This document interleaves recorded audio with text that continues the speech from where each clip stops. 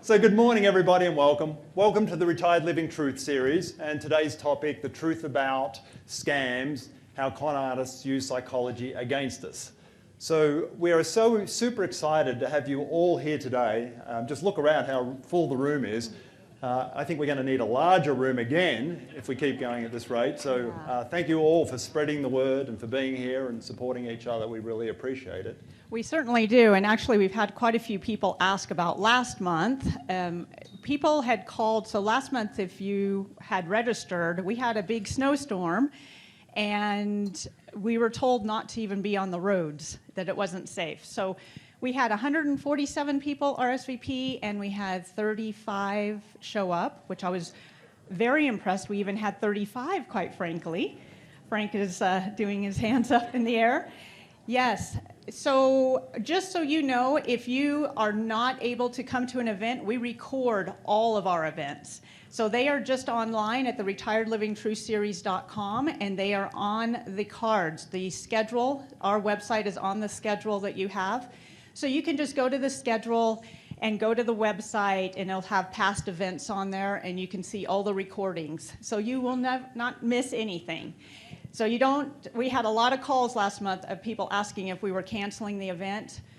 The show must go on. We do not cancel. It would be very difficult for us to get the word out. So we are not ever canceling unless the venue shuts down, which we did have that happen once. But it will always go on. We will record it for you. Perfect. And we wanted just to wish everyone a belated happy Valentine's Day for yesterday. You should all have received chocolate and roses in front of you. If you look closely, you'll find the roses. Yes. What else do we need to cover before we get started? I know Brett talked about this at the beginning. We just want to make sure that you do silence your phones because that does come up. So those of you that came in a little later, just make sure your phone is silenced. Fantastic. Yep. So how did today's topic come about? For those of you who know us, Annette and I have a real estate business and also a downsizing business helping retirees. And in our work helping retirees, way too often we've had people confide in us how they've been victims of scams. And that's the last thing we want anyone to experience. So hence doing this topic again today. I think we did it 2 years ago, but we've still had people who have fallen victim to scams, very smart people. And not only that, they change, right? Their mechanisms to basically con you changes. So it's good for us to get this repeated and refreshed on what is the latest.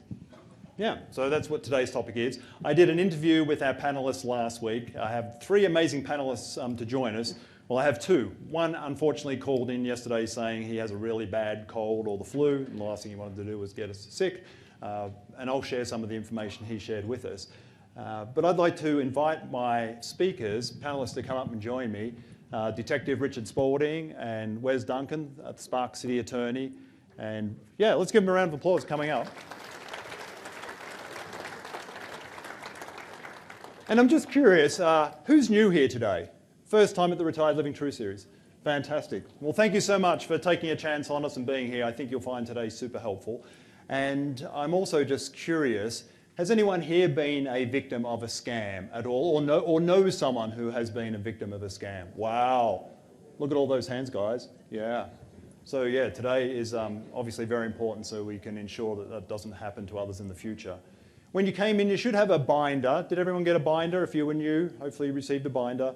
Yes?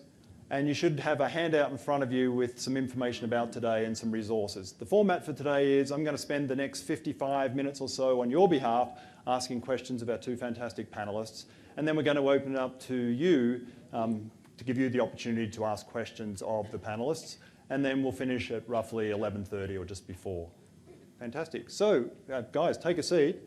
And maybe I could start with you, Wes. Could you just introduce who you are, the organisation you represent, and yeah, why you're here today? Yeah, absolutely. Well, thanks again for having me. My name is Wes Duncan. I'm the city attorney in the city of Sparks. My background, real quick, I started in the law as an Air Force judge advocate, and I'm an Iraq War veteran, and then I've been a prosecutor, a municipal lawyer, a partner at a private firm, been at the Attorney General's office where we saw a lot of different scams. And so In September, our office actually launched a senior fraud initiative through our office, really to get out the word about the number of scams. I mean, scams across the country are a billions and billion dollar enterprise for fraudsters and scammers. And we'll talk a little bit more, but the best way to protect yourself is not at the back end after you've been scammed and trying to get your money back, because oftentimes these folks are either out of state or oftentimes out of the country.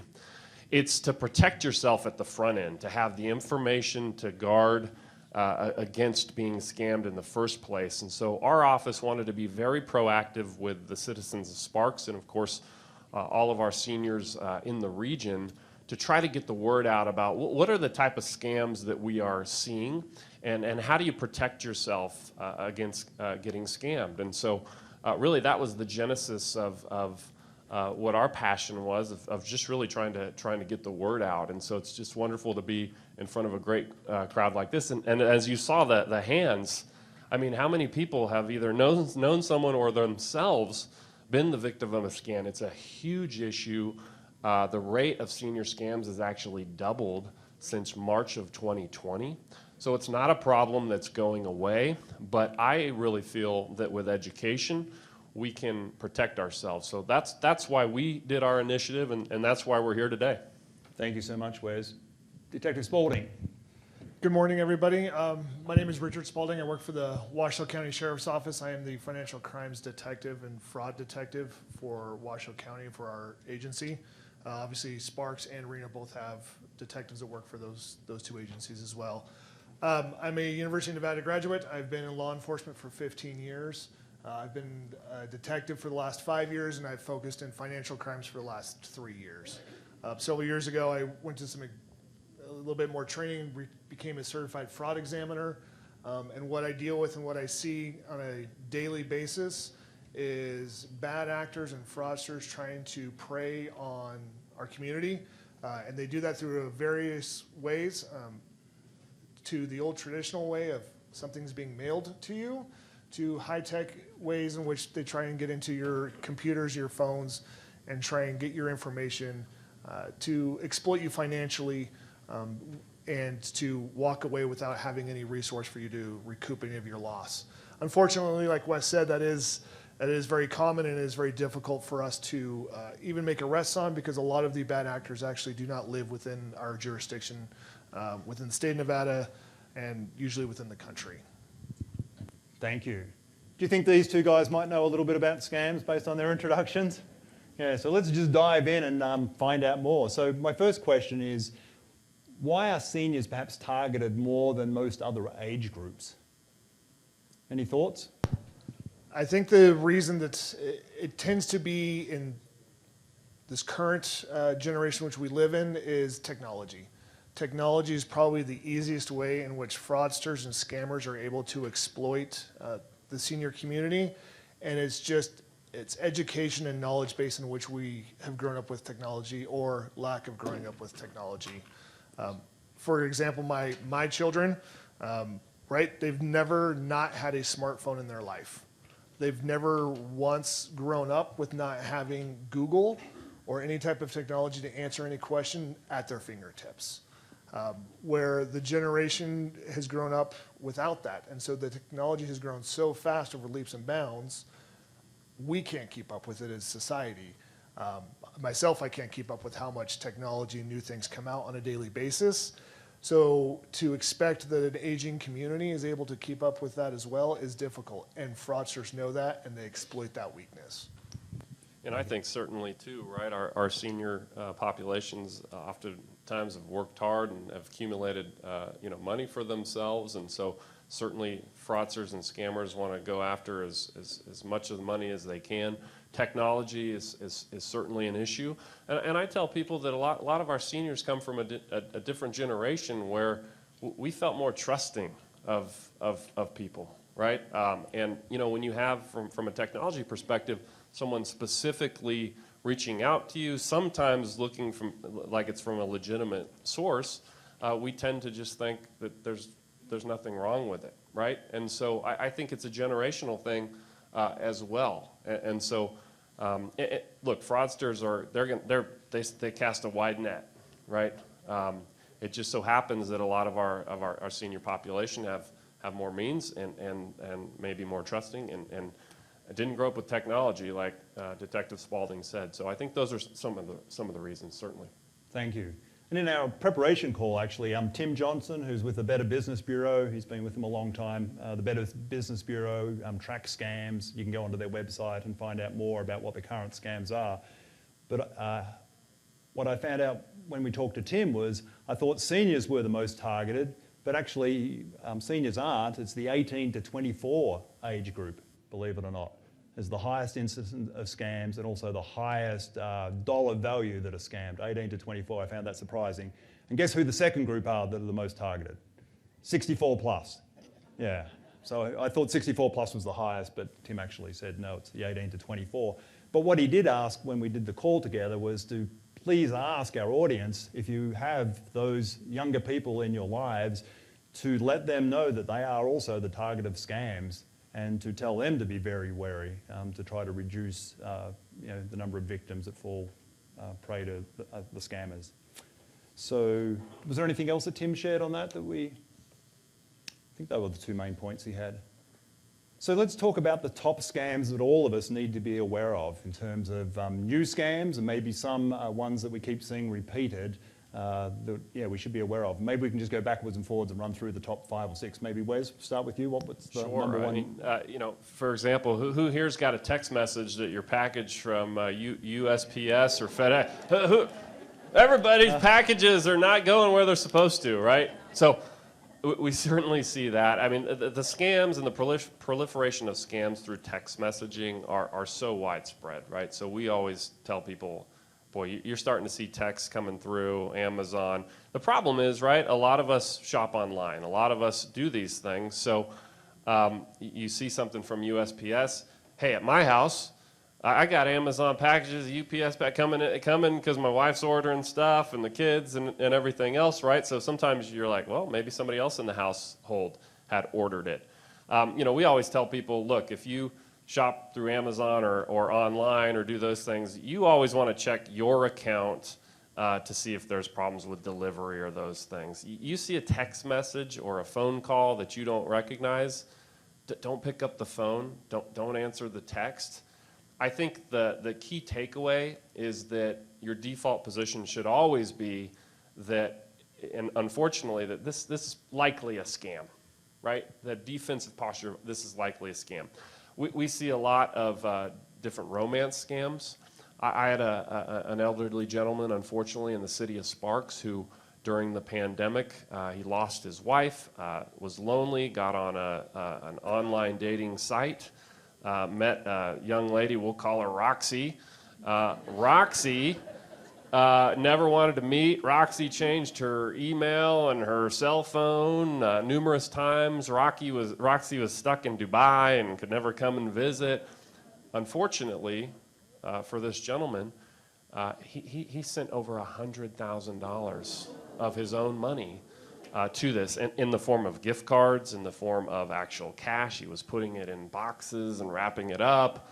And we were never able to recover that. And unfortunately, he was so embarrassed that even to his dying day, he was still holding out hope that maybe Roxy would visit after the pandemic, right? So we see the romance scams, the texts, the emails. You probably get emails all the time from places that look legitimate, whether it's Home Depot or Venmo or HelloFresh or any of those things.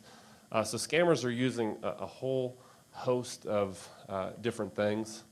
We can talk a little bit about we're seeing Bitcoin scams. I'll come back to you, Wes. Yep. That was more than your one. Sorry. No, you're good. But just going back to the UPS, because who has packages delivered from time to time with Amazon or family members? Yeah, a lot of us. So my takeaway was, don't believe the text message at all, even if you did order something. Go back to wherever you ordered it from and look for there about tracking. Was that correct? Yeah, that's absolutely correct.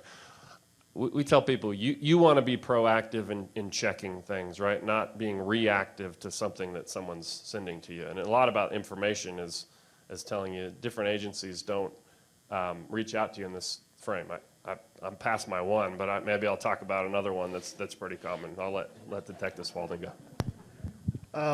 I think with what we're seeing right now, Washoe County is right now we're coming into tax season, right?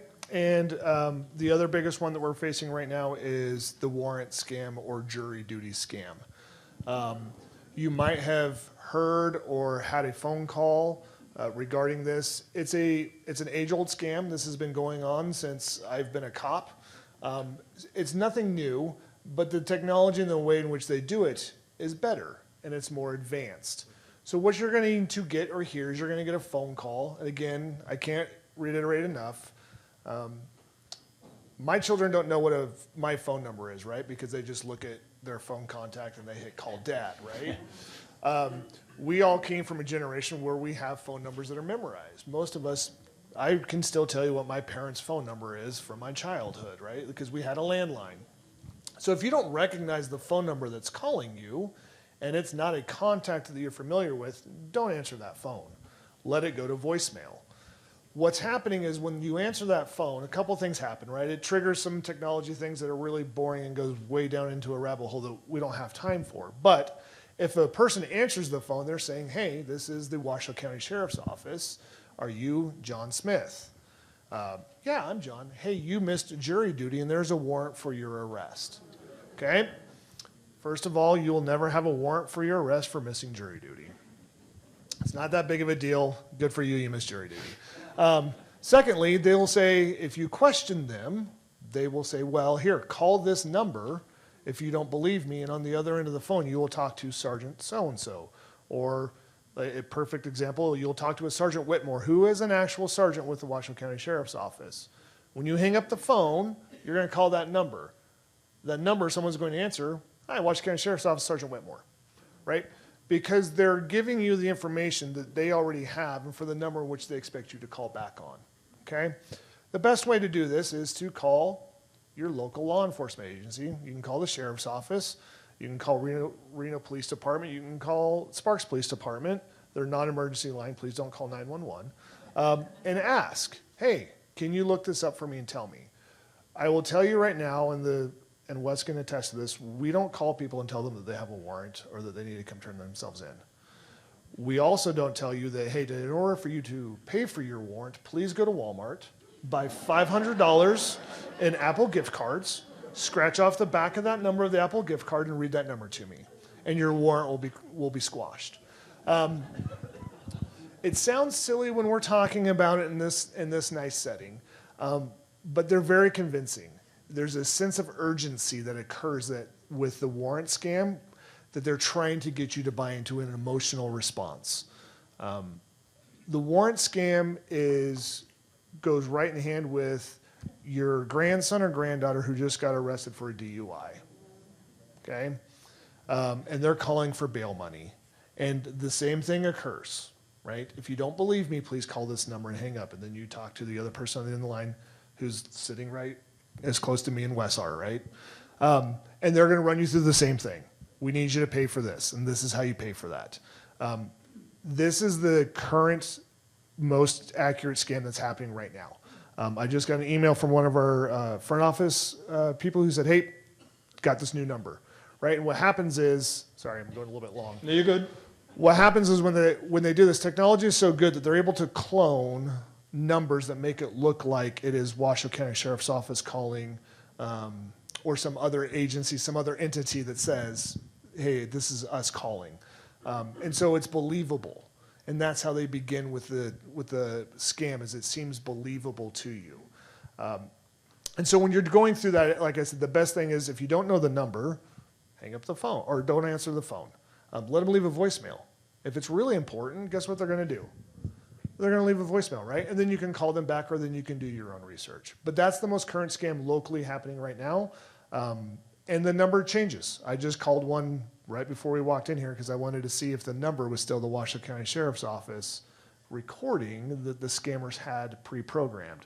I called the same number back I called last week, and it's I want to say it's an Ed McMahon type scam, a Publishers Clearinghouse or something like that. So they run that same number for a week. If they don't get any hits, they just run to a different scam using the same number.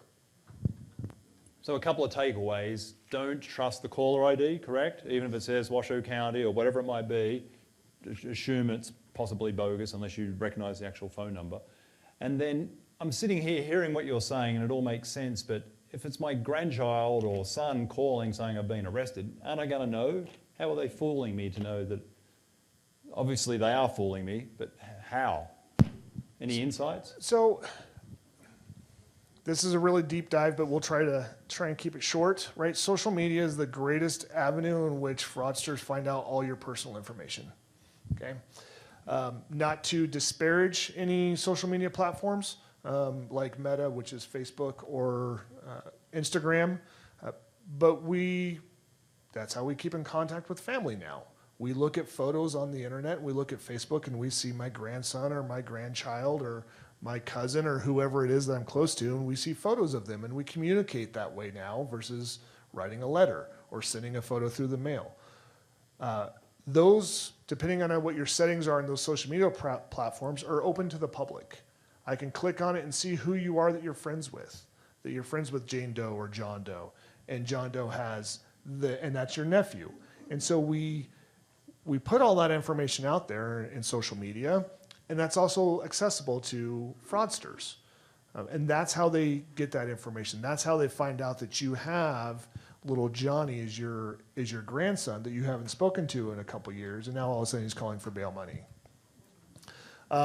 That's how that initially begins. And that's the easiest way to kind of explain that is it's social media, it's out there, and it's easy to be accessible.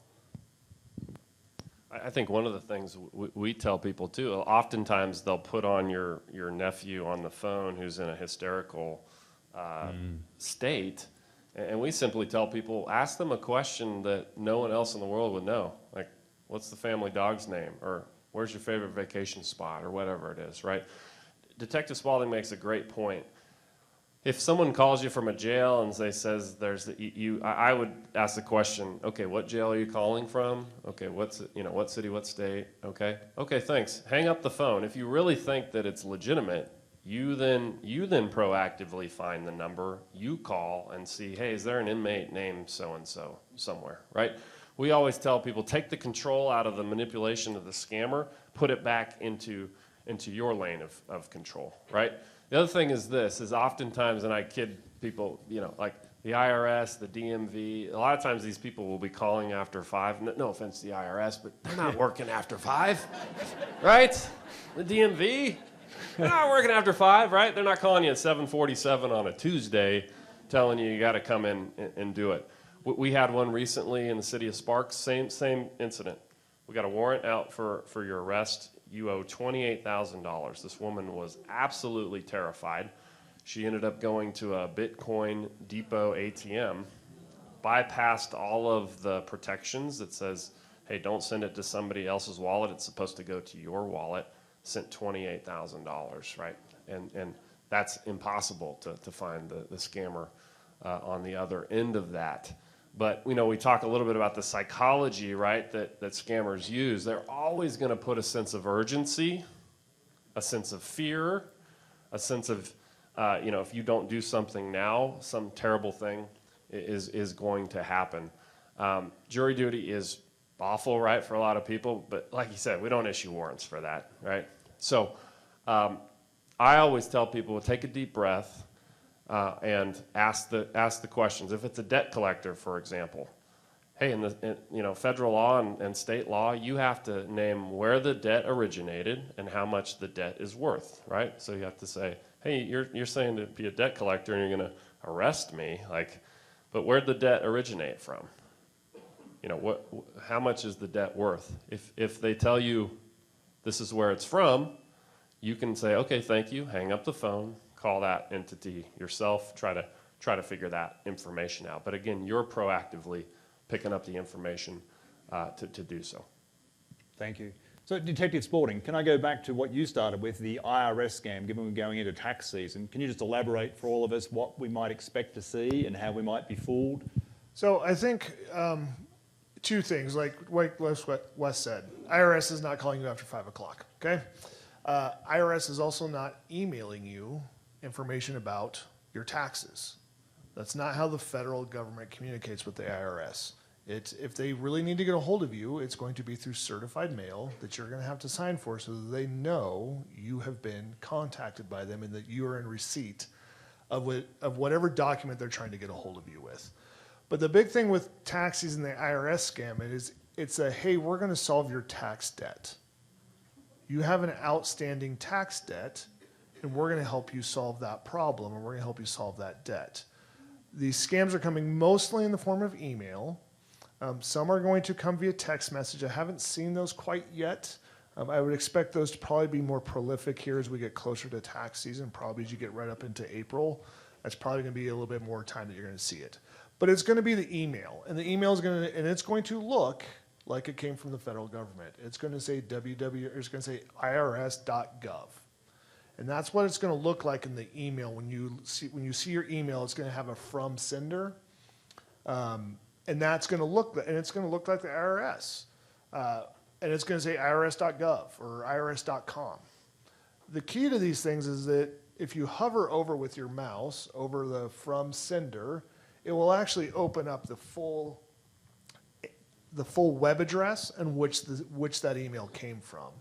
And in that, you're going to see something that doesn't look right, that's different, right? It may say irs.gov and then a backslash and then an RU or some other country that isn't us because it's coming from Russia and not to pick on Russia, but it's coming from Russia or some other country that is not US. And so when you see that, they do a really good job because they're not in our country. They don't have to abide by our laws, obviously, and they don't have to abide by our I'm trying to think of the word, like as far as what images they use. Like if I use an IRS image logo and I sent out an email, I'd be in trouble because that's protected. That's not protected in other countries. So they'll clone and copy IRS logos to make it look like it's a legitimate IRS email. And so it looks very convincing. But again, the IRS doesn't communicate via email. You can go to the IRS website, you can log into your own account and see what it is. And you can create an account. And I would suggest at this point in our society is that everybody actually create their IRS login so you can see, one, you pay your taxes that way, it's easier. But two, you can go to your own website and see, do I have an outstanding tax debt? And the answer is going to be no, you don't, right? Like you're not going through this long in your careers and your lives, paying your taxes every year till all of a sudden you have this outstanding tax debt in the year 2024. It's not going to happen. But that's how it's coming. That's how it's matriculating out. It's going to be through via email. Thank you. Wes, you had And something to add? I would say as well, hovering, obviously never click on any links that are in the body of the email, but I tell people all the time, it's like just what the detective said, it's like IRS isn't coming from a hotmail.com, right? I mean, it's like, and you'll see these funny, things. The other thing is this, a lot of times in the two, you'll see your email address. So if it's wesduncan@gmail.com, you'll see wesduncan@gmail, you'll see wesduncan@Yahoo, you'll see wesduncan@Hotmail. They're out there kind of fishing, trying to grab anybody to do it. Another key takeaway is this. A lot of these folks who are sending these from other countries, if you start reading through the body of the email, you'll find spelling errors as well. So people make fun of the competence of government, but usually the email stuff isn't misspelled, okay? And so you'll pick up little signs and different things. The quickest way is what he just said. Click over the hyperlink, see who it's from. If it's from Amazon and it says, you're like, this makes no sense who this is from. A lot of times it'll say Amazon 272 at, and then it'll have a bizarre end of the address. Would you agree, though, some of those emails are looking very convincing now? I remember the ones from Nigeria, and as you said, it wasn't even readable, poor English, but some of the ones I've seen that have come to me, they're like, unless you look really closely, it's easy to be fooled. Yeah, absolutely. And your junk, if you ever check your junk mail or your Gmail or something, you'll see even more stuff that's coming through. They really do look realistic. Again, that's why we tell people, be on guard, be vigilant. It's always a scam. That's got to be your mindset first. Because I've also noticed when I have clicked on some, the website it takes you to looks just like Chase or Wells Fargo, or they've replicated the site. Think, okay, I'm in the right place. And I think that's the hard part, right? And that's where it really does become difficult for us. We have to kind of know where our finances are going, who's going to be sending us bills or who is going to be sending us for certain things. The county is not exempt from this, right? Like I had to investigate several, I think $65,000 lost from the county because an email came in from a county employee to another county employee regarding purchasing.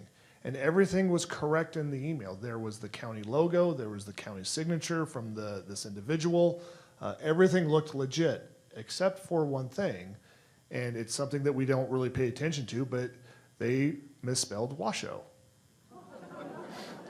So it sounds silly, but when your brain kind of fills in certain things that you're used to seeing all the time, and so when the receiver of the email saw who it was from, knew that it was from the person he should be receiving an email from to begin with. So it wasn't like it was a red flag, like, oh yeah, Johnny's sending me this email for a purchase order of $65,000. It all looks the same. But when we did the investigation and read through the email address, they misspelled Washoe. And it's something that small and that simple that can be a clue.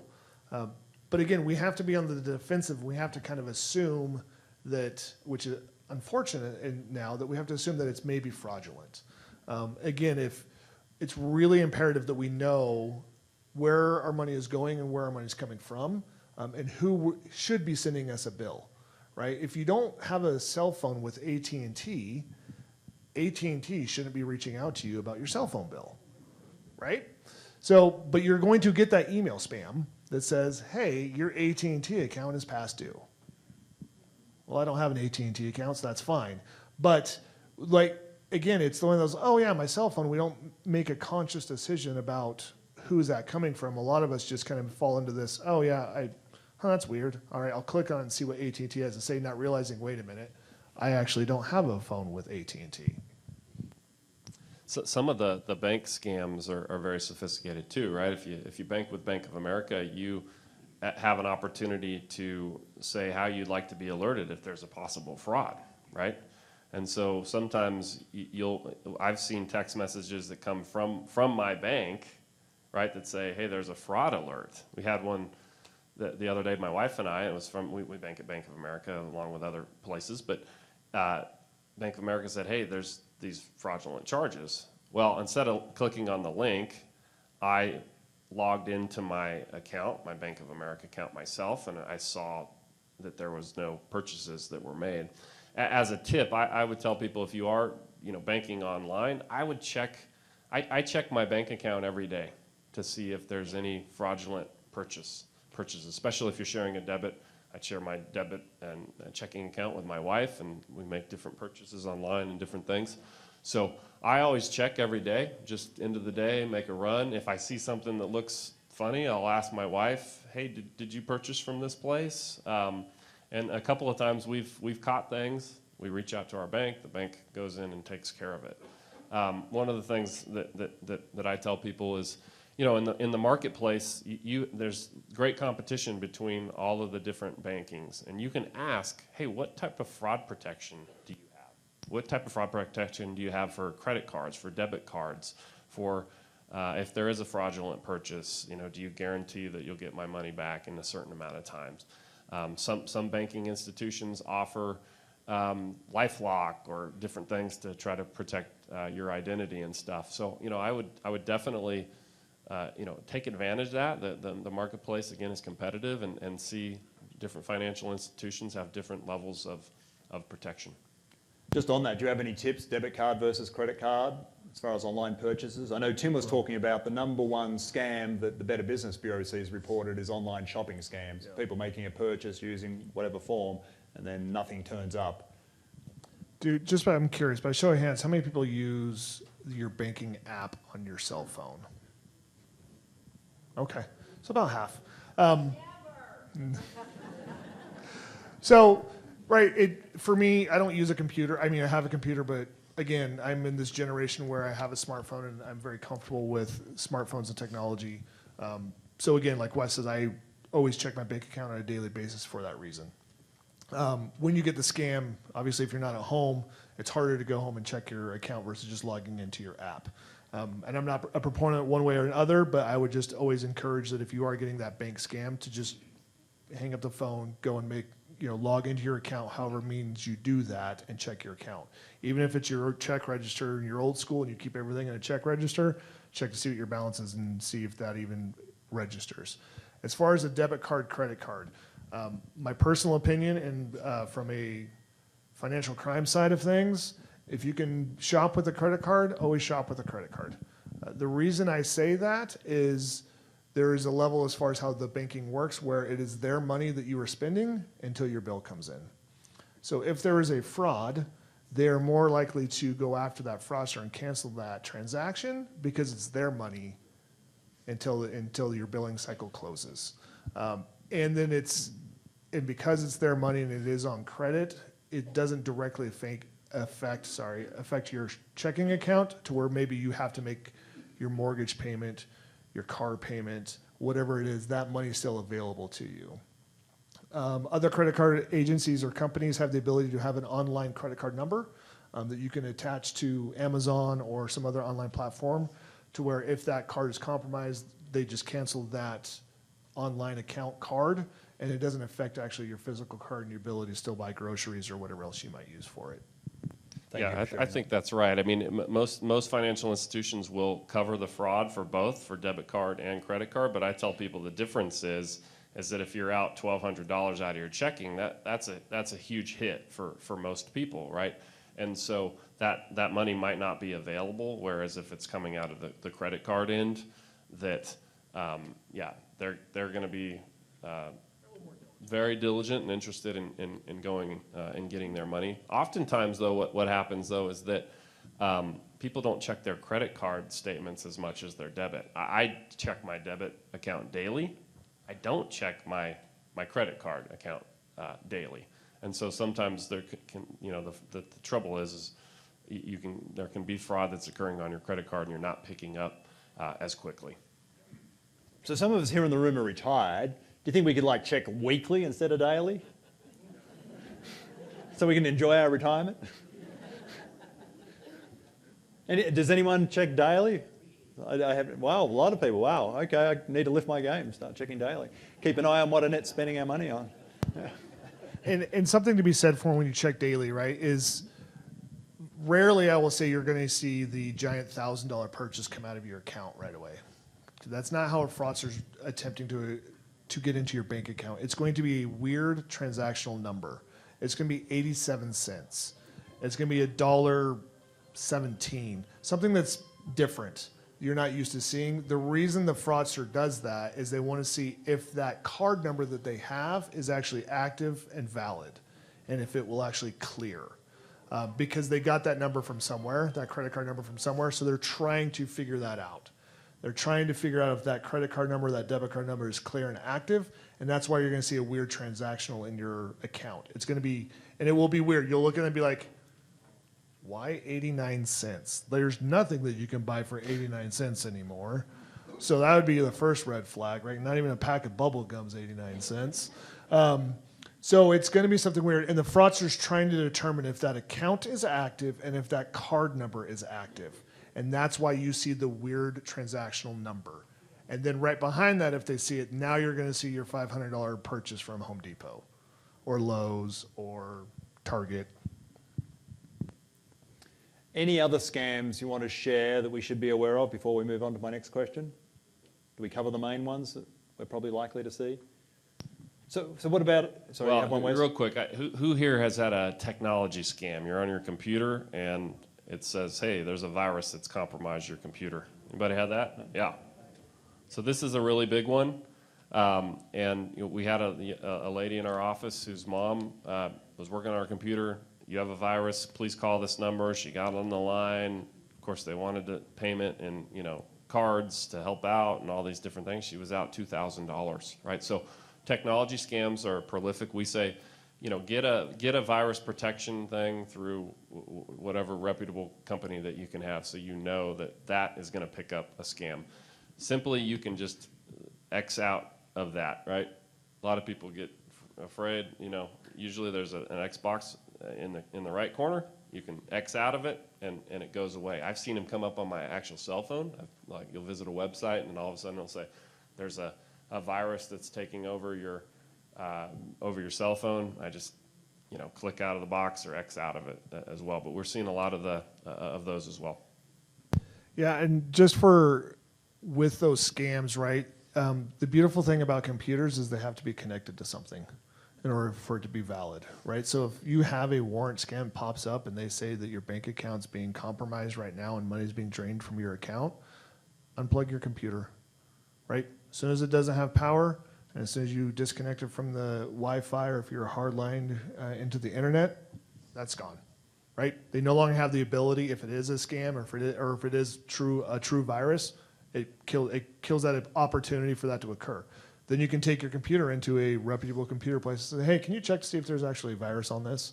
You might be out, $25 or $30, but it's better than the $20,000 or $30,000 or the $2,000 that would come out of your account. So if you're ever scared about that, or there's a question about that virus on your computer, unplug your computer. Unplug it from power, unplug it from the internet, and that solves the problem until you can take it in and have it checked for an actual virus. Thank you. So just moving on, what are some other tips you would have for staying safe that we haven't covered? We've covered a number as we've gone along. What else kind of stands out? You mentioned never pay with gift cards. If someone's asking for money, that's a certain sign of fraud of some sort. Yeah, I mean, I think first of all, it's a mindset, right? What we've been talking about. The mindset is I'm being scammed if I'm getting something that I don't recognize, right? A call, a text, an email. If I don't recognize it, I always start, this is a scam. And then I never click on any links or anything in the body of those. The other thing is this, there's no reason to pick up a call from a phone number you don't recognize.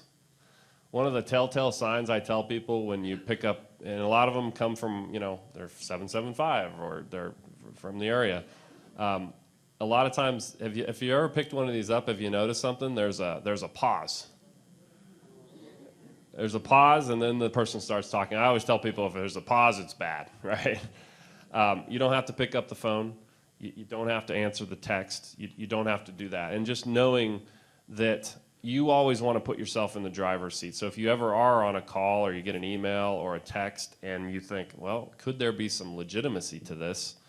Never stay on the phone. The scammer is going to use every manipulative and psychological tool to try to put urgency and to get you to do what they want to do, from browbeating you to putting fear in you to trying to scare you to doing a whole host of different things. And so always put yourself back in the driver's seat. If something from Chase Bank and you bank at Chase Bank, hang up the phone, check your account, call Chase yourself.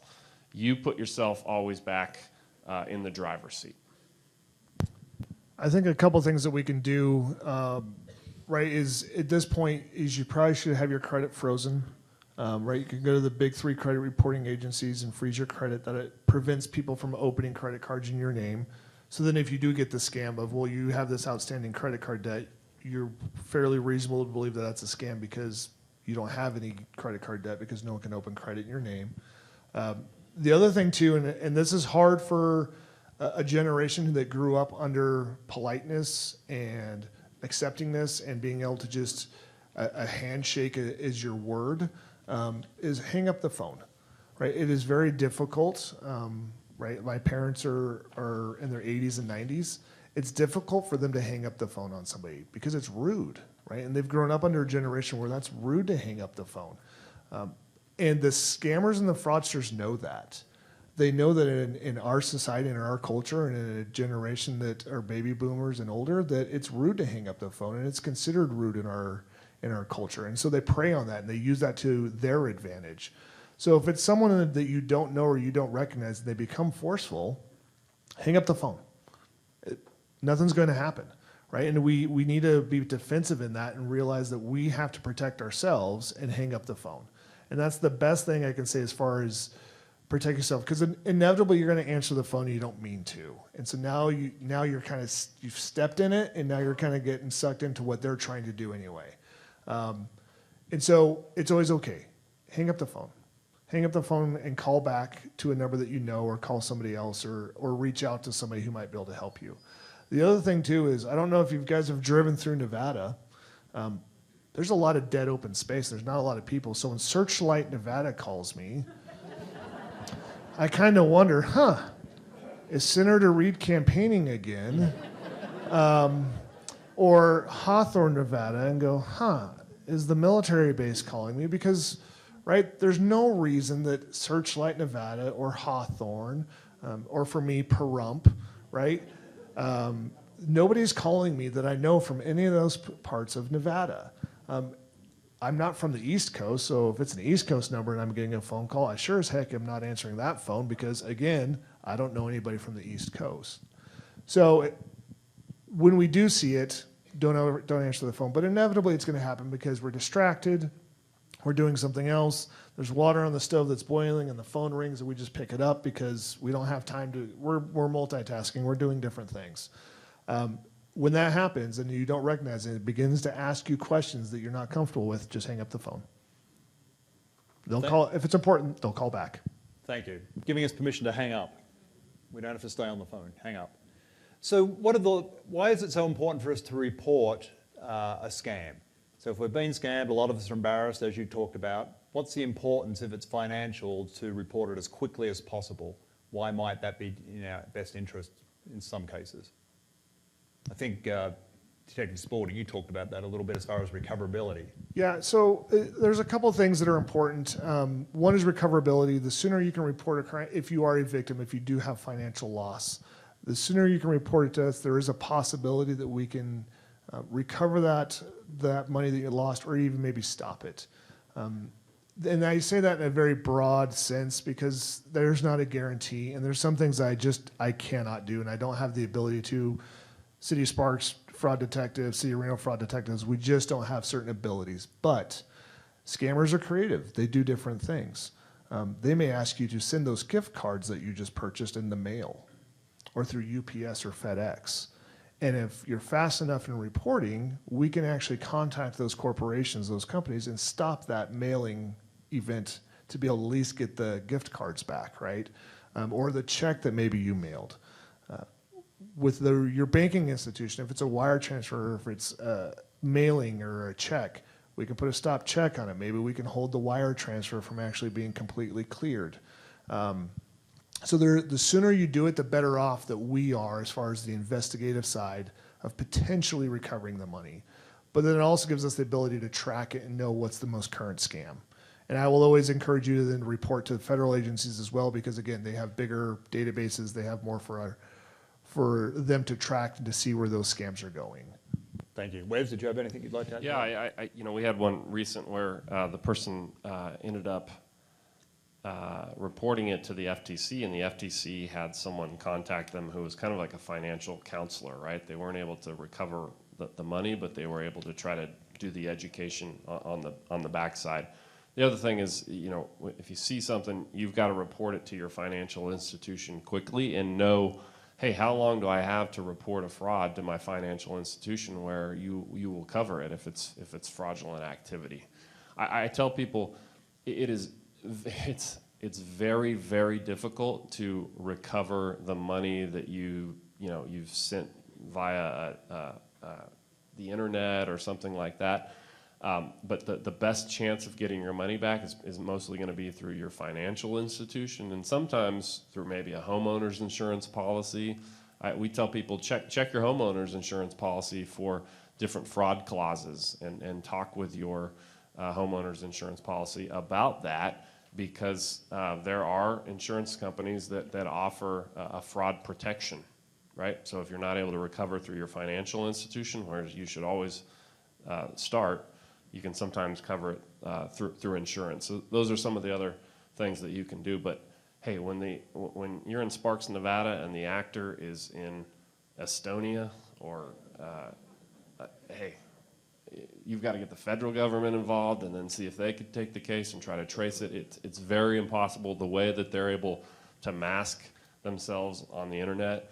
It just becomes increasingly difficult to be able to try to prosecute those cases. And so that's why the protection up front, arming yourself with information, is the key to not being scammed. And the one thing I'll say too is that it's, as soon as you make the conscious decision to voluntarily transfer money out of your account or remove money from your account to pay for the fraudster, your banking institution is going to say you voluntarily chose that, and we may or may not cover that fraud. And the banks and financial institutions look at that as, we understand that you're a victim of fraud and we feel for you and we are sorry, but you voluntarily took your money out of your own account and gave it away. And they won't cover that. And so there's not an easy way for me to say what scams that works on and what scams it doesn't. But I will say, as soon as somebody's asking you to take money out of your account for any reason, if it's an email, phone, text, always think, can I get this back? And how can I pay for this? Because that's what they're trying to do. Because as soon as you take the money out of your account, the banking institutions are no longer liable for the fraud that occurred because you voluntarily chose to do it. And that's not covered under their fraud coverage that they have, whatever that may be, whether it's $10,000 in your personal account or $200 on your personal account. That's not covered when you voluntarily choose to do so. So always be vigilant when it comes to that and think, well, how is this going to be covered and who's covering it if I do pay for this? I think Tim Johnson from the Better Business Bureau on our preparation call gave some great advice. If you have that funny feeling in your stomach and you're about to transfer money, gift cards, whatever it might be, he suggested just talk to someone else first. Just talk to a family member. Just get a second point of view, because they're probably going to, based on the information you give, say that's a scam, don't send. Yeah, so don't be afraid to ask someone else for their view before you go moving money. So we have a couple of, we're going to bring up on the screen of some scams, and so this first one, which I can't see, UPS I think it is. We have a printout here. Can everyone see that up on the screen? It's a text message coming from UPS. I think it says it's about a delayed package. Click on this link, correct your address. Do we think that's legitimate or a scam? Scam? What makes you think it's a scam? Yeah, it kind of just looks wrong. So you've probably all seen ones like this. Let's look at the next one. This one is the IRS sending us a text message. Is the IRS likely to text us? No? Let's take a look at another one. I should have printed this out bigger so we can read it up here. Need my glasses. Hello, we detected fraudulent activity on your Apple iCloud account. To reset the password, go to this link. Could that be legitimate? No. Why not? The address. Could we get a message like this though, needing to reset our password, potentially from Apple or whoever it might be, our bank? Probably not. No. So yeah, be very wary. You get someone, I hear someone saying, I get that all the time. Our next one. Who bought something from Land's End here? I can't remember whose phone we took this off. No, actually Tim sent me this one. I think maybe he bought something from Land's End. Your order is shipped, track it here. Could that be legitimate? Might be if you did buy something from Land's End. And then the next follow-on message sometime later, your package cannot be delivered due to an incorrect house number. Please fill in the correct address online for delivery. And it's got some UPS, scam. So as these guys said, if you see anything like that, call UPS or whoever the organisation is instead of clicking on the link. Because it's probably going to take you to a website that looks just like UPS and it's going to ask you for your credit card number and it'll all look very legitimate, but it's not. Would you guys agree? So Tim Johnson, again from the Better Business Bureau, he sent me over this email, and this was for virus protection, Norton virus protection. And the email looks very legitimate. What's the giveaway on this email, if anyone can see close enough? The email address at the top. It's from a Steve Hansher at a Gmail email address. But otherwise, it looks very legitimate. maybe Tim's forgotten that he did purchase some antivirus software. And what are they trying to get you to do here? There's a detailed invoice attached as a PDF. Thank you for choosing Norton. For support, reach us at a phone number. So what are you likely to do if you got this email thinking, I'm not sure if I purchased this or not? I don't think I did. Yeah, call the number. And what is it going to be? The number. It's going to be a scam, isn't it? But it's going to sound really convincing, as these guys said. It's going to, they're going to answer the phone. This is Norton Antivirus. Thank you for contacting us. And then away they'll go. PayPal. This one I got just last week, an invoice. It's from PayPal. Well, that looks believable. I use PayPal. And it was for purchasing a camera item. So like the camera we're using here, I was searching online looking at different camera options. And I don't know whether this is coincidence or my email got hacked, but here it is on the invoice. So I had to look twice at this. It's like I just did purchase a camera. It's not that one. I don't think I used PayPal, but yeah, some of them are really convincing. I called the phone number and it had already been disconnected. I guess by the time I got to it, was like a few days later I called it and it wasn't working. But to your point, yeah, they keep rotating through phone numbers. And this one's for Detective Spaulding, Department of Social Security. We've sent you a crucial PDF document related to your Social Security number status. Please kindly open the attachment. And here's the password to be able to open the PDF. You know, it's very nice and secure. Legit or a scam? How do you know it's a scam? The email address. SSA department, and the email is jocar@bluewin.ch. Guess it's someone in Switzerland, CH perhaps? Whichever country that's for. And then this last one, or second last one, that has Truckee Meadows water line information. Has anyone received this in the mail? Two letters like this? Separate cities. So this is for insurance in case something goes wrong between the street and your house in terms of the water lines. And it has a nice big Truckee Meadows water logo on there. And you can go ahead and purchase insurance. Is this, it's not necessarily a scam, but is this misleading perhaps in some way? Or is it a scam? Who thinks it's a scam? A few people? Who thinks it's misleading? Yeah, it's got Truckee Meadows water on there. Who thinks it's legitimate and it's already paid for the insurance? No one? Well, I actually called Truckee Meadows Water on your behalf after we had our call last week. It's legitimate. Truckee Meadows Water did partner with this organisation, and I can't remember the name. I think I wrote it down. Yeah, Service Line Warranties of America. So it's legitimate, but when I spoke to them, they said there's several other companies sending out similar letters that aren't legitimate, that also have the Truckee Meadows logo on them. So what's the lesson from that? What should we do when we get something like this and we're in doubt? Buy the service. No. Do what I did, call them, just like the guys here suggested. Call that organisation and ask, is it legitimate or not? So this is legitimate for this particular letter, but again, there are other letters that look just like this that are not legitimate. And Truckee Meadows Water didn't know whether the other ones are scams or not, but certainly are not affiliated with Truckee Meadows Water. So this next one, I'll get Wes and Detective Spaulding to comment on this. I'm going to play an audio for you. Listen carefully, but it's up on the screen. Hello, this is Kate, and I'm calling from Visa Credit Card Fraud Department. We flagged your credit card for suspicious activity and need to verify your recent purchase. Did you authorize a purchase from Amazon for a TV for $529? No. Given this is a fraudulent charge, we will credit this amount right back to your account. Can you please verify your card number for me? Sure, let me just get it. So what are our thoughts on that, guys? Don't do it. Don't do it.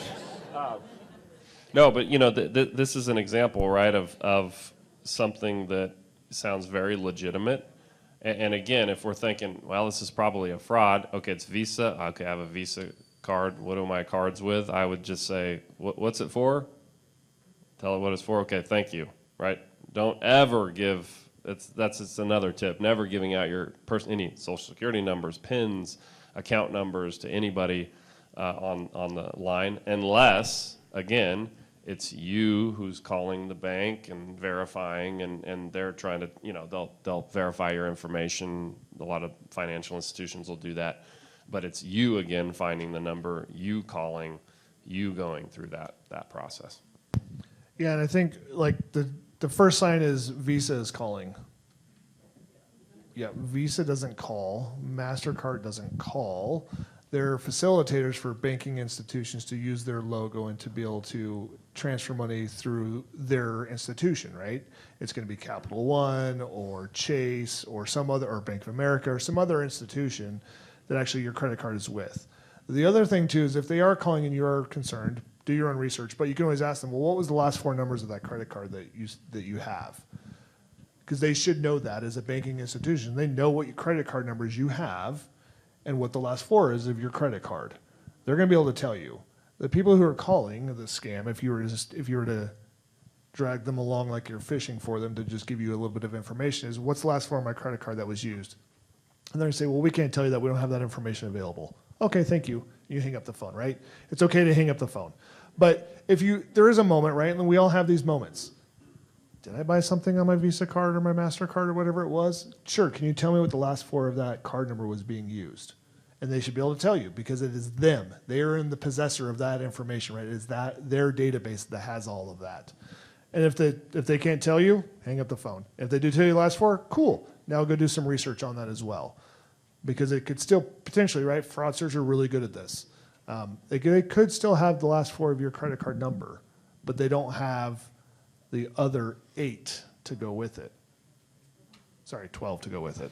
How to do some quick math, right? They don't have the other 12, so they're asking you to fill in that gap for them because they may be able to get the last 4, right? And so receipts, when you get a receipt back from whatever you purchase, it has the last 4 of your credit card information knowledge on it, right? Fraudsters will go about getting this different ways. And so they will call you because they may have the last 4, but they don't have the other 12 to get the 16 digits, right? And so, again, things to think about. Again, always hang up. If you think your credit card is compromised, turn your credit card over. There's a 1-800 number on the back of your credit card to call, right? If you can't get to your bank, you can't log into your app, you can't get home to your bank to get to your computer to log in, call the number on the back of your credit card. They can tell you if it's actually been compromised or not. Thank you. Before we open it up to audience questions, is there any last piece of information we missed that you guys want to share? Is there anything I didn't ask you that I should have, that I've forgotten? The only thing I will say, I hate to go back to social media, but this is where I see a lot of information coming from and where fraudsters use. And I don't want to dime out Facebook, but it's the most prevalent and it's the most utilized by so far across every generation, right? The fun little things that you see on Facebook that talks about, hey, take this quiz real quick and tell me, and it's a fun quiz about nostalgia, right? Like, what street did you grow up on? And you fill out your street. What was the first car that you owned? What was the name of the mascot of your high school? What was the first job that you had? Right? Those are all fun kind of questions to ask. Like if I asked you, Patrick, what was the first car that you owned? A Rambler. Ooh, there you go. Right? A Rambler. Okay. Why are those questions important? Well, those are security questions that are challenge questions when you set up any type of online account, whether it be the IRS, whether it be your bank account, anything like that. Those are all challenge questions about if you lose your password that they're going to ask you. What is your mother's maiden name? Now, that one's pretty obvious because we're all used to the mother's maiden name. But the street that we grew up on maybe is a little bit not as known. Like, what street did you grow up? What was your first car? So on social media, these things pop up. Those are fraudsters trying to get all of that information from you in a very nice, kind of fun, nostalgic way of reliving our good old days in our childhood of, oh, I drove a Rambler, right? So again, just be protective of that. Don't answer those questions because again, those are challenge questions that maybe you have used before, and so now they have that information available to them. And I would say on the social media front as well, you can set on many of these platforms your profiles to be private, rather than public. So the only people that are accessing are people that you've accepted as friends or family or those type of things. I'm still in the Air Force and the military, and so we're just very careful about the amount of personal identifying information, PII, that we're putting on any kind of internet or public platform. So I always tell people, even if you're on social media, you want to use discretion with the amount of information you're putting out there about yourself, because to Detective Spaulding's point, people are grabbing that, they're piecing it together, they may be targeting you by having familiar information, right? So you can put those profiles on private as well. Thank you both. In your handouts, you'll find some resources in the event that you do fall victim to a scam. We've provided the local law enforcement numbers, the real phone numbers. Also, the Office of the Attorney General also have resources to be able to help. And then also the Better Business Bureau is a great source for you reporting any scams that you've come across. And it's also a fun tool, their scam tracker, to see what are the current scams. If you have an interest, you can go on there. Let's just jump to questions. Who are my two mic runners today? Margot, can you quickly come up and introduce yourself? And Chris, can you introduce yourself? Chris, introduce yourself on the run. Hi, my name is Chris Gourlay. I'm with Senior Care Plus, not-for-profit Medicare Advantage plan, and the only Medicare Advantage plan that gets you access to the renowned facilities. And I'm going to take a couple of seconds. You don't care. I'm going to do it anyway. Since I turned 65, I get all the phone calls from Medicare. Medicare never makes outbound phone calls. If you give your Medicare number to somebody over the phone, you're going to find out that your Medicare plan has changed the following month. Guaranteed. Every day I work with somebody who calls me and says, I got a letter said I got disenrolled from Senior Care Plus. I don't know what happened. They answered a phone call. One of those phone calls I got, Medicare said, I need your Medicare number to issue your new Medicare number to give you your COVID benefits. Wow. I'm not going to take all your time because I'm not part of the deal, but I kept them on the phone for about 45 minutes because it was so much fun. And my thinking is if I keep them on the phone for 45 minutes, that means they're not calling you. So anyways, some other day you'll hear the story because that's not what Thank you, Chris, for sharing position that. today. And on this side? So you're going to take this side of the room, Chris? Yep. Raise your hand and Chris will come to you if you have a question for our panelists. Good morning, Margot McGee with First American Title. We've been protecting home ownership and title on your property for over 140 years. As Brett said, I have some flyers at our booth that talk about mortgage fraud, title fraud, and different types of frauds that someone can go and try to take the title from your home. Thank you, Margot. So let's start over here. Chris, who's our first? Danielle. Which do you recommend to try to get to your bank account? You check your balance, the app, or just logging in? I think it depends on really your level of comfort.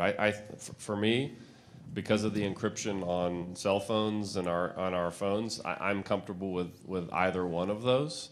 But really, it comes down to a comfort level. For me, it's also a convenience thing as well.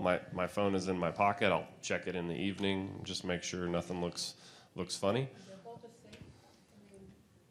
Yeah, I would say that for me, again, for me, it's a cell phone. Because of the encryption level, if you're running Wi-Fi, and again, this unfortunately gets deep into the weeds when it comes to technology, but there are ways, if you don't protect your Wi-Fi as far as what's being sent out, it's easy for people to actually log in to your Wi-Fi router and potentially clone or follow what's being sent across your Wi-Fi from your computer to your router. So for me personally, right, it's easier for me.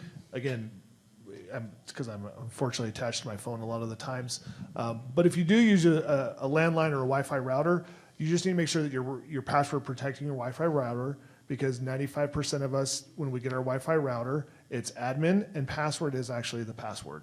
And none of us ever change that, and everybody knows that. And if you don't, now you do. And so for me, but again, it's personal choice. But if you are using a landline or at home on a computer, just make sure you're protecting your Wi-Fi router and your internet service provider is not admin password. Great advice. Over to this side, and can I just add, because one that comes to mind with that, don't do your banking or anything over free internet access, the coffee shop, the airport, because people can see everything that's going past, including your password. So make sure you're somewhere secure, and as these guys said, better from your phone because it's encrypted. Hi, my name is Patty, And just while I'm here, I just received a text message, and it says your card was debited $742.99 for order ID number, and then it's got the ID number, at Amazon store on February 15th, 2024. To ship this transaction, please call, blah, blah, blah, approve, text yes. So, and the other, I mean, I get these all the time. And the other thing that I want to know is when I go to like unsubscribe on a email or a text, I guess, when I go into it and you go down, you have to scroll to the bottom to unsubscribe, but then they want you to put your email address in.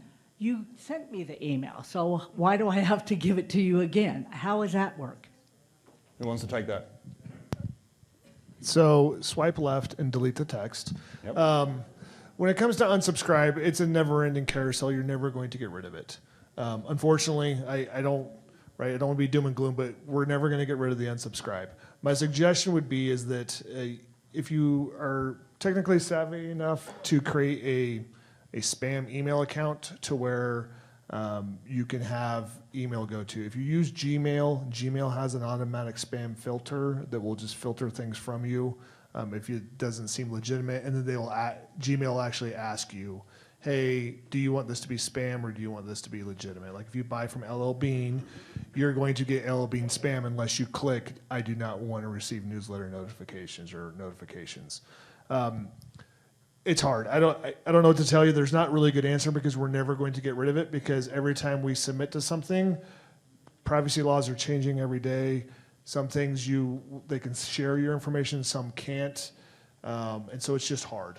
So unfortunately, I don't have a great answer for that other than with the text message, just swipe left and delete. Thank you. Next question. We'll see how many questions we can get through. Hi, my name is Deanna. I just wanted to know if you could touch base on card readers, like at the gas station, grocery store. How do we protect ourselves from being scammed there? So I think for, Can you just explain what it is for those who don't know? So I think the card skimmer, so for example, if you're at the gas station, at the gas pump, and you've got to slide your card through, right, ma'am? Is that what you're talking about?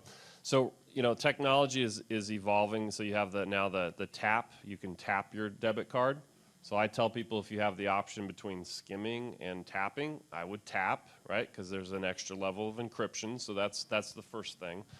When I was a prosecutor, we had scammers that would go into 24-hour ATMs and they would put a skimmer over the top of the actual ATM, and then they would grab your information, and then they had a little camera that they put in there, and they were grabbing your PIN number. And this one group that we were prosecuting had like thousands of account numbers. A lot of times, if you're that's the first thing. I would tap rather than skim or even insert a card. And then oftentimes, when I'm at the gas station, for example, I go to the pump that is facing the store. I don't go to the back pump where someone maybe could have put a skimmer on the back end. I go to the one that's closest to the store where there's a lot of traffic. And then oftentimes you'll see the tape. There'll be tape that's sealed on there. I feel pretty comfortable if I'm in a Raley's or at a Target or with doing transactions in the actual physical stores. But in terms of your standalone ATMs and those things, I always take a look and see if it looks like it's been tampered with, right? Because a lot of times fraudsters and scammers will use the actual physical skimmers to get your information. Hi, I'd like to ask the question that never seems to be asked. Why do we take for granted that the phones are used? Our landline can identify scam calls. It says spam risk, excuse me. Why does the telephone company sell or let these people get on the phone? Can't they tell what's going on? So a lot of times what you're seeing when you get a phone call from a scammer, it's not AT&T. It's not a landline company. They use what's called Voice over Internet Protocol, or VoIP. So what they do is, it's a program, and it's just like anything else. It's code. They write the code. They allow now to be able to use the internet to make a phone call to you, and that uses servers and different ways which we make phone calls. And so it is, unfortunately, Voice over Internet Protocol is the way we make phone calls now, right? The Washoe County Sheriff's Office in Washoe County itself, as an entity, we no longer use the traditional landline like AT&T, a copper line that's running from point A to point B. Ours is all Voice over Internet Protocol. A lot of that is encrypted, but when you have this, to your point, when you have the scammers, is they're using Voice over Internet Protocol.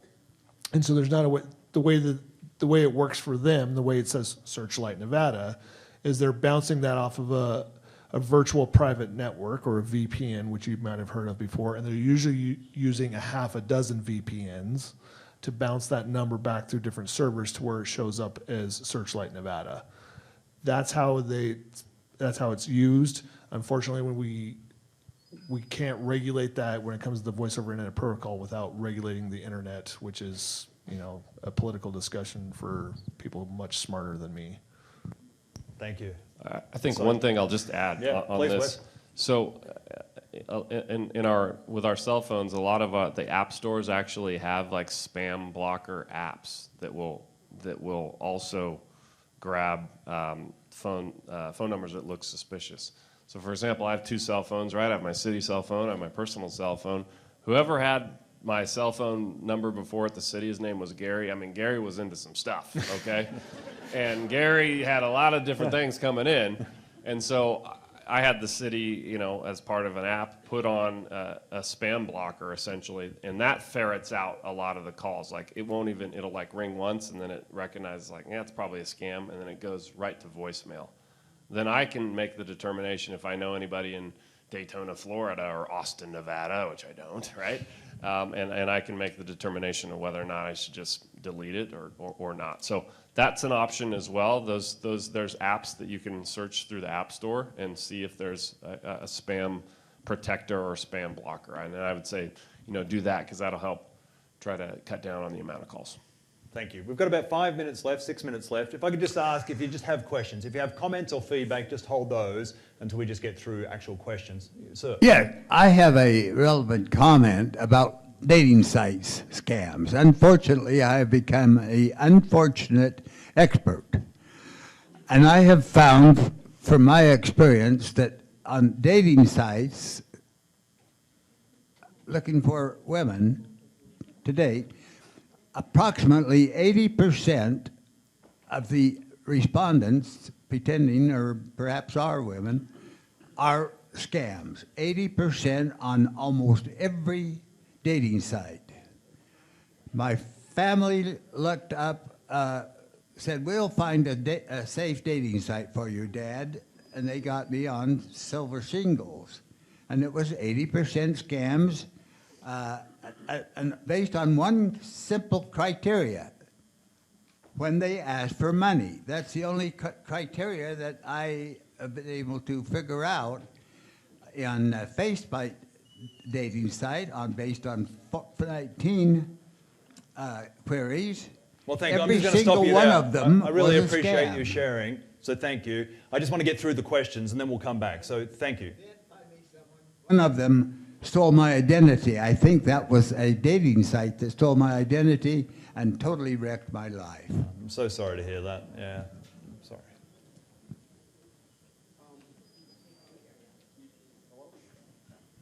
Hello? Yep. My name's Pat. I have just a couple of quick questions here. Just hold the microphone a little closer, Pat, so everyone can hear. You said when you get these phone calls from numbers that you don't know and you don't want to pick it up, should you just let it ring? Or what I usually do is hit the answer button and then hit the stop button, like boom, boom, like that. Is that good to do, Go ahead and hit the yes for pickup or whatever, and then just hit stop right there. Detective Spaulding, do you have a Because I don't quick want to answer listen that? to the phone ring for 4 or 5 times. Sure. Yeah, so you don't want to answer the phone. So if you have your right? Most of us use two different versions of phone, an iPhone or an Android-based phone, right?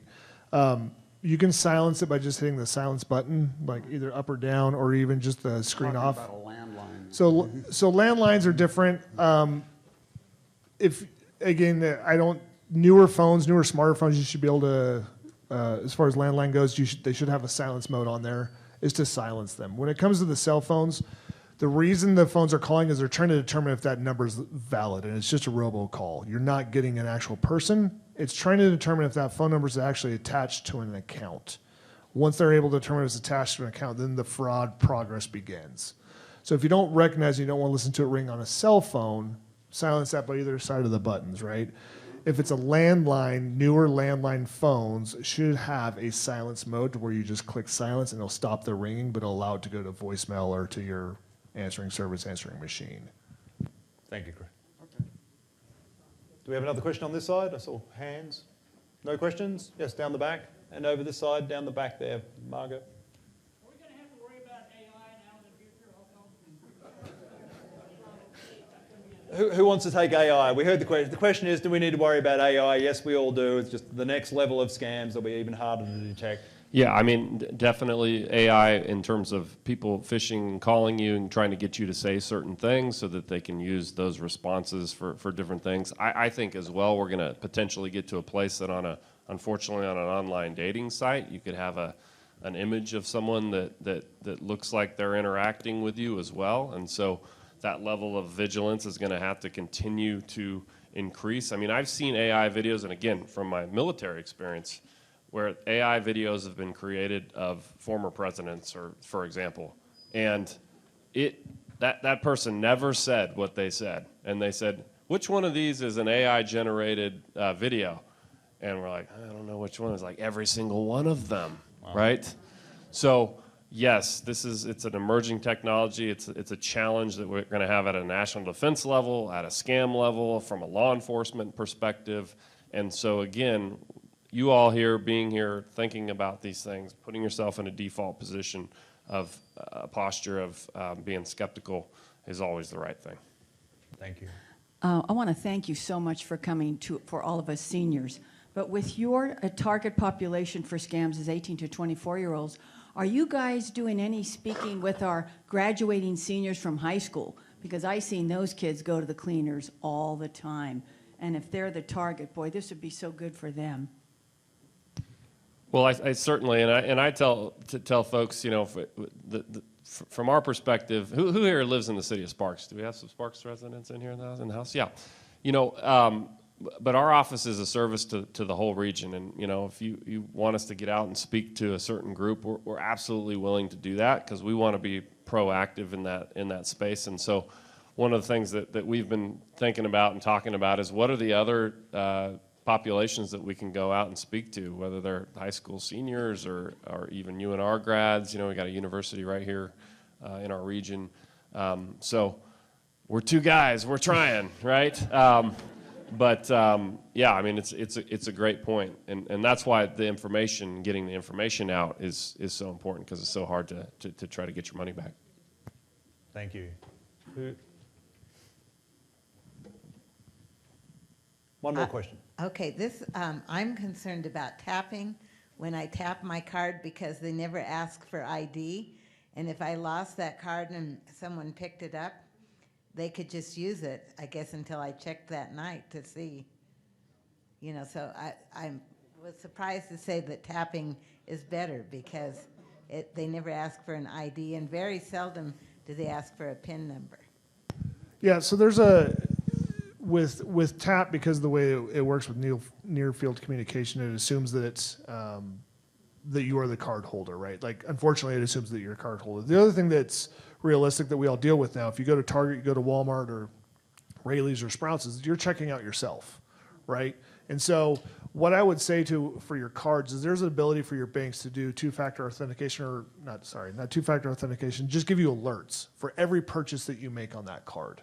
Right now that might sound tedious to you, but if you're only shopping once a week or once a month, or however often you go to the store and you're actually physically using that card at a machine or at a teller of some sort, you can set it up to where you should be able to get an alert on your phone that you just made this purchase. So when it comes to the tap, if you're using your credit card, Bank of America, Capital One, whoever it may be, you can set up in your account to receive alerts from your phone, and they can say, purchase it, and there's a slew, right? Like purchases from certain stores, online purchases, things to protect yourself. Because ultimately, at the end of the day, the credit card companies, your banks, they don't want to have to do the fraud investigation either, right? They'd really prefer if they don't have to be involved in a fraud investigation where they themselves now out money on a fraud. So they give you those options as far as being able to protect yourself and receive those alerts. So if you're used to a smartphone, you have a smartphone, and you're comfortable with it, I would say set up alerts for purchases for that purpose because of the tap options that are now available, which is better, but also presents its own problems as well. Thank you. So I see it's 11:30. We're going to not take any more questions, but I think you guys are both willing to stay around for 5 or 10 minutes. So if you want to come up and ask questions, you certainly can. Thank you so much for giving up your time today to keep us safe. We so appreciate it. So thank you.